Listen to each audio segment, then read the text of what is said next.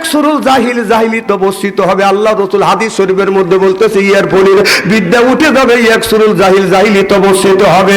সেই অবস্থা আজ সোনার বাংলার জমিনে বাদান হচ্ছে। আইলো কি জামানা, বুঝাইলে বুঝাছে না, পিতা মাতার পেটে বাপ নাই, ছেলে প্রেমের দিওয়ানা, দিওয়ানা, মোবাইল ছাড়া চলে না, মায়ে বলে রব্বানা, বাবাই বলে জালাম না, আল্লাহ বলে শুনলাম না, বাইরে গেল যন্ত্রণা, জোরকান ঠিক কিনে। আপনার ছেলে শিক্ষা অর্জন করুক, তার কাছে ফোন দেন, আমার দুঃখ নাই। তার বয়স যখন 20-25 হবে তার কাছে ফোন দেন। আর যে অপ্রাপ্ত এক রে, এক কথা থাকে রে, তুই কথা কস কে? তোর তুই তো চাদর গা দিয়ে রয়েছে, আমার গা কামতেছে, বুড়ুর বুড়ু করতেছে।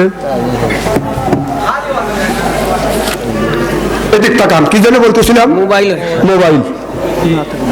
বাজার দিকে কথা কেউ কয়, কথা কি শুনলিকে মাথারও থাকে।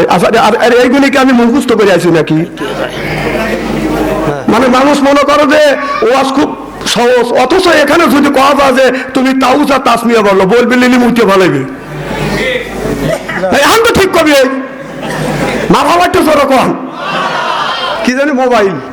আমার ভাইয়ের আমার রাসূল বললেন ইয়ার বলেন বিদ্যা উঠে যাবে, ইয়াকসুরুল জাহিল, জাহিলিত বর্ষিত হবে।